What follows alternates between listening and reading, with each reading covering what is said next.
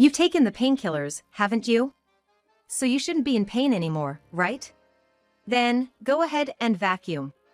My husband's gaze was directed at the package of painkillers I had just swallowed. Just wait a little until the medicine takes effect. I'll get it done properly, I told him, to which he stood up with a conspicuous sigh. I'm not saying I want to switch house chores with him, he could at least wait a bit. As I was trying to hold back my sigh, a strong shock ran through my back. Falling to the floor, I looked up to see my husband, rudely propping one foot up on the back of the sofa. The throbbing pain had me speechless. Could it be that he had just kicked me in the back? My husband laughed coldly at my plight. I don't care about your menstrual cramps appeals, just hurry up and vacuum. My name is Sally, 27 years old. I am an ordinary housewife, living with my husband, Jacob. The story of our encounter goes back to when I joined the company where Jacob was working. After graduating from university, I landed a job in sales. Until I was able to work on my own, Jacob was the one who guided me as my mentor. Jacob was a good-looking guy with short hair, and customers were attracted to his appearance. He also had a way with words that closed deals naturally. In sales, successful people are said to fall into two categories: those with extensive knowledge and information about what they're selling, who can leverage that into their pitch, and those who can make the customers want to sign a contract for them, personally. Jacob was definitely the latter. At first, all I had for Jacob, who was successful in sales, was admiration. But when I failed to secure a contract and was feeling down, Jacob reached out to me. Gradually, I was able to confide in him, and as we went out for meals and spent time together, I began to develop feelings for him. So when we started dating, I was so happy that I cried, and when he proposed, I was so overjoyed that I was literally jumping for joy. Life after marriage was filled with happiness. However, even I have things that can make me feel down. It's the fact that I've suffered from severe menstrual cramps since I was a student. At first, I was using relatively mild over-the-counter painkillers, but my body got used to taking the medication, and it became difficult to go about my daily life without stronger drugs. When we first started dating, Jacob would change his plans to accommodate my period, and he would rub my back when I was in pain and complaining. I thought this would continue even after we got married. But I was wrong. My monthly periods. Jacob was just sighing all the time, watching me struggle to do housework without taking medication. Damn! It's not like it just started happening in the past few years. Get used to it already. He began to say that to me. We both work, but Jacob makes more money and contributes more to our living expenses. The amount is significant. I can't support both of us on my own earnings, so I put a lot of effort into doing housework. During my period, I would finish my chores while the painkillers were effective, rest my body on the sofa for a while, and then resume my housework. I do everything in order, but to Jacob, it seems like all he can see is me lying around on the sofa. No matter how much housework I do, there's never a single word of sympathy from Jacob. Then one day, we bought a new house. We had been living together in an apartment until then, but we bought a larger house so we could have a child someday. Jacob's parents are very sociable people who occasionally invite relatives for parties.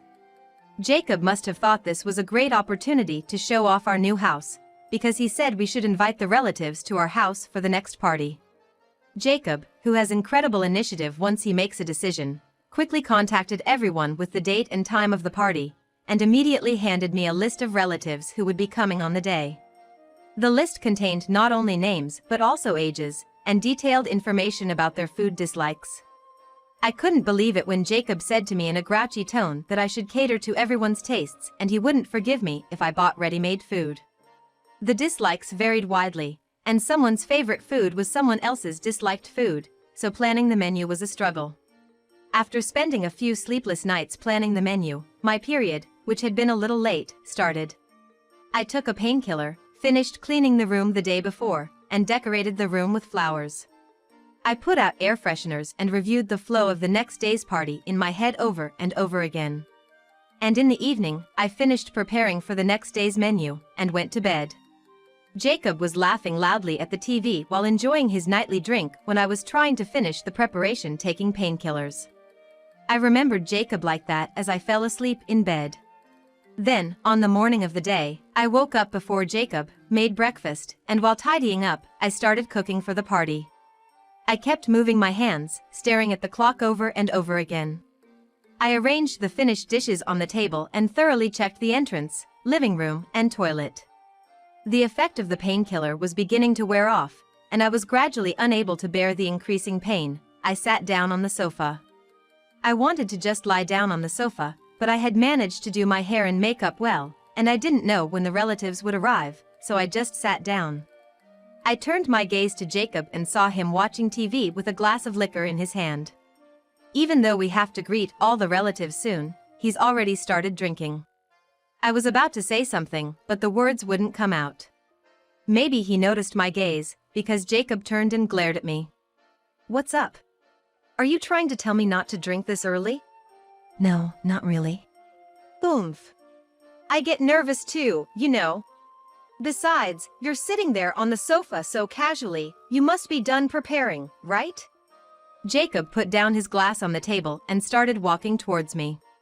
His gaze made me feel strangely nervous, and I had a bad feeling about it. "It's getting ready, but my period started. I've taken painkillers, but they seem to be wearing off, so I'm taking a little break. I'll get better soon." At my words, Jacob sighed heavily and glared at me. "Don't play the victim because of a little stomachache. My mom never did such a thing." Just after he said that, I thought Jacob was circling behind me when suddenly I was kicked in the back and fell from the sofa to the floor. By the time I understood in my head that I had been kicked in the back, I was already on the floor. It seemed to take a long time to realize what had happened. Ignoring me, Jacob flopped down on the sofa and unbelievably began playing a game on his smartphone. I had no idea what was going on or what the situation was. But I knew one thing: Jacob was enjoying his game, laughing without a single word of apology. As I tried to get up and leave, Jacob suddenly fell to the floor. I quickly looked up to see why Jacob had fallen, and there was Jacob's father, my father-in-law, standing behind the sofa. My father-in-law looked quite angry, and I couldn't look away from him. "What's going on?" Jacob, not understanding the situation, seemed flustered as he checked the sofa. "Oh, Dad. Did you just push me?" While picking up his phone that fell on the floor with him, Jacob asked my father-in-law. "I didn't just push you, I shoved you." "Huh? Why would you?" "Hey, are you serious? What do you think you're doing, kicking someone in the back? Especially Jacob, she's your wife." Jacob seemed a little taken aback by my father-in-law's anger. "Well, you know, I was drinking and got a bit carried away." He tried to reply, but my father-in-law must have glared at him for trying to brush it off with such an excuse. "Don't blame it on the alcohol. No matter what, a man should never hit a woman." "What do you mean, no matter what?" "It's just a form of discipline." "Discipline?" "Yeah." She was taking a break on the sofa without even finishing preparing. I was teaching her that if she doesn't work, she doesn't rest. It's part of discipline, right, Sally? I had no idea how to respond to his sudden question. I had properly finished preparing and was just trying to rest a little on the sofa. I had done my duty, so maybe I should just tell the truth here. Seeing my dilemma, my father-in-law turned his gaze to me. "Sally, is what Jacob's saying true?" I found myself unable to respond to my father-in-law's question. If I told the truth now, with family soon arriving, Jacob might get mad and become sulky. That would be unfair to the relatives who had kindly gathered to see our new home. I was trying to adjust to Jacob's words when my father-in-law addressed me. "Sally, your silence speaks volumes, doesn't it?" "Sorry?" Confused by his words, I asked him to explain. "If Jacob was telling the truth, you could have confirmed it instantly. But you remained silent. Does that mean there's something, or everything, wrong in his account?" I felt like he had seen through me. I opened my mouth to tell the truth. "Everything's prepared. All that's left is to welcome the guests. It's just that I'm not feeling well today." "Ah? You're just on your period." Jacob abruptly cut in. I felt like crying at his lack of delicacy. I had carefully chosen my words to avoid such an explicit topic in front of my father-in-law, and yet, Stop using your period as an excuse to not feel well. If you finished the preparations, just say so. I thought you were sitting on the sofa just to slack off because you hadn't finished. That was Jacob's idea of the situation. He didn't even remember me saying earlier that the preparations were almost done. He hadn't noticed my hard work from the early morning, no, from yesterday, the preparations and the cooking. He hadn't noticed me taking pills to bear the pain and continue working. He had decided we would hold the gathering here and did nothing to help with the preparations or the cooking. And I did all of it, alone. Slowly, anger began to build within me. Listen to me. She's always been talking about how severe her menstrual cramps are, but she still can't get used to the pain. Every month when her period comes, this is what happens. Dad, my mom wasn't like this, right? It seems I made the right decision coming over early to help Sally, since you, an inconsiderate host, decided to put on this gathering. What? Inconsiderate? Me? Not Sally? That's you, Jacob. If you decided to host this here and cooperated with Sally, you would have known how hard she worked on the preparations, how much pain she's in. And instead, what did you do? Did you start drinking before everyone arrives? The one who was slacking off was you, Jacob. At my father-in-law's outburst, Jacob seemed to physically shrink back. I didn't want Jacob to regret this the way I do. I've tried to educate you with that in mind, but...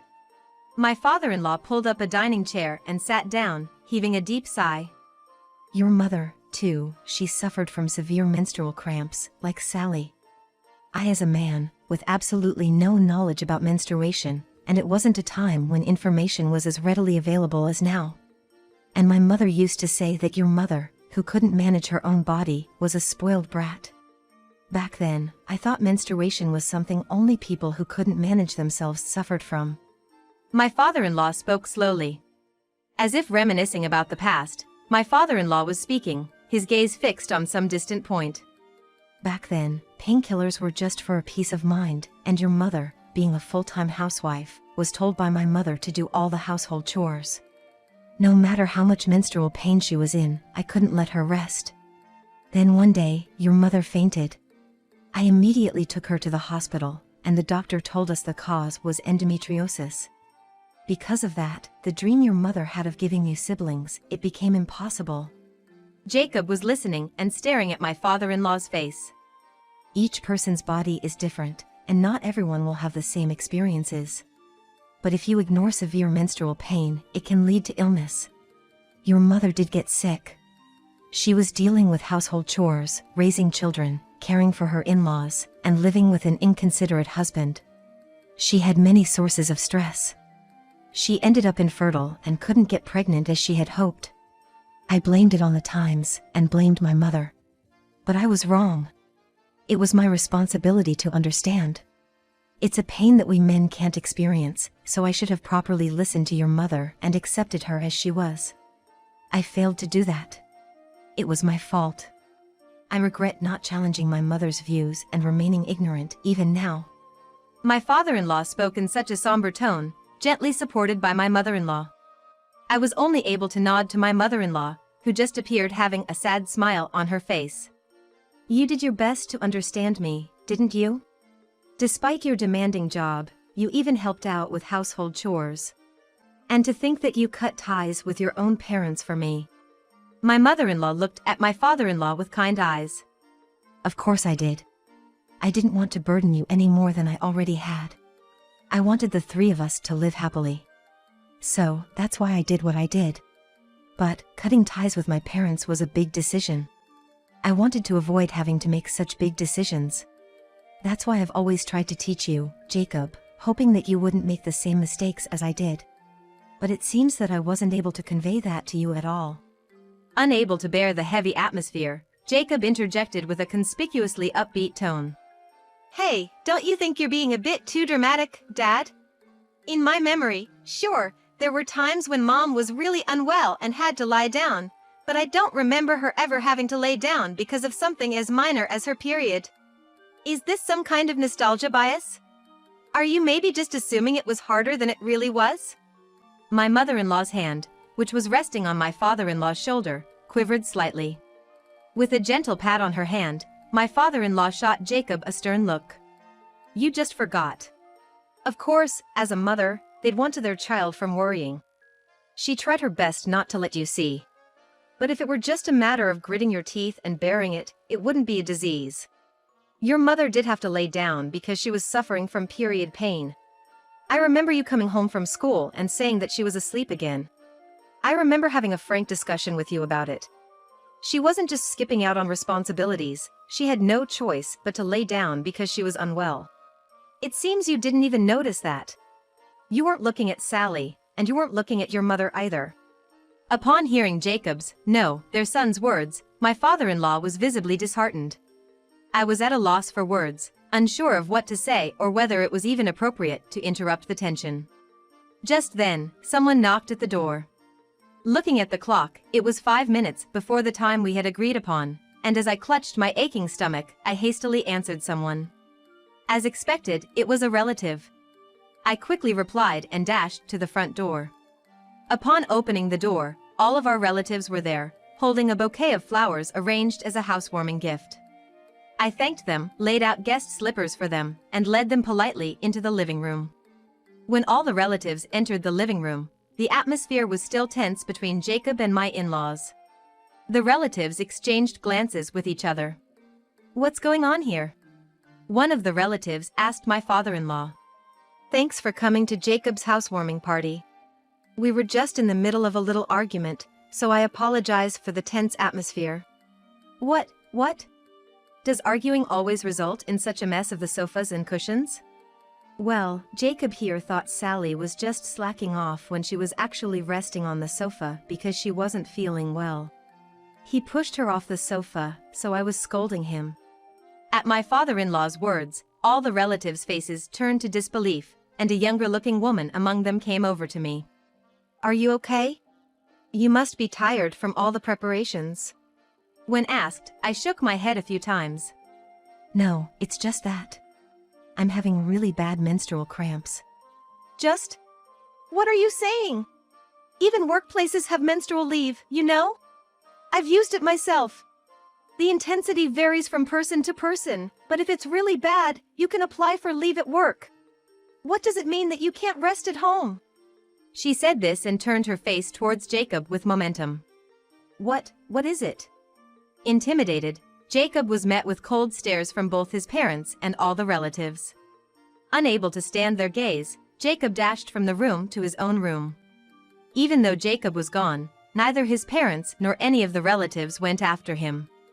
It seems the relatives were aware of my mother-in-law's condition, and even the men showed understanding, which was a relief. Immediately, my father-in-law and my mother-in-law came to me and apologized over and over for their inadequate son, while the relatives admired the newly built house and praised the home-cooked meal I had prepared. There wasn't a single person who blamed me. Everyone was moved by the meal I had served, and I received a lot of praise. In addition to feeling a bit happy, the effect of the painkillers started kicking in and I enjoyed participating in the gathering. After a while, I received an email from Jacob. It said he was frustrated that he couldn't enjoy this event because of me, and how unfair it was that he was the one in the doghouse with the family, with no one on his side. The fact that he chose to email rather than talking upset me. As I was pondering what to reply, my mother-in-law peeked at my smartphone. Upon seeing the contents of the message, my mother-in-law stood up immediately.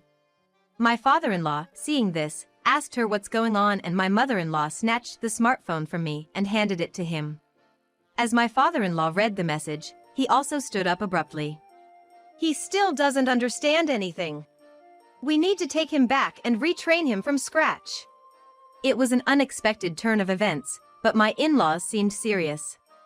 Soon, the relatives also started saying that they should retrain him, and it seemed like they were completely on board with the idea. After a while, as the relatives left one after another, my mother-in-law headed to Jacob's room and dragged him out. Both his parents gripped his arms, and before he could protest, they took him away. About a week after Jacob was taken back to his parents' house, I received an email from him. He told me how my mother-in-law had been relentlessly teaching him about women's bodies, the struggles of menstrual pain, and that she even made him do housework while being taught by my father-in-law, assuming as if she was suffering from menstrual pain. He complained about how hard it was to balance work and housework. I couldn't help but chuckle reading his complaints. It seems like they've been retraining him from scratch, just as they told me. I thought maybe now he's starting to understand a bit of what I was feeling, and it made me smile.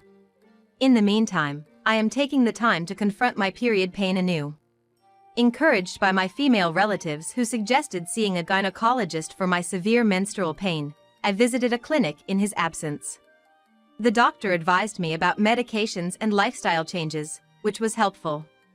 Above all, living a life without Jacob interfering was more comfortable than I had imagined.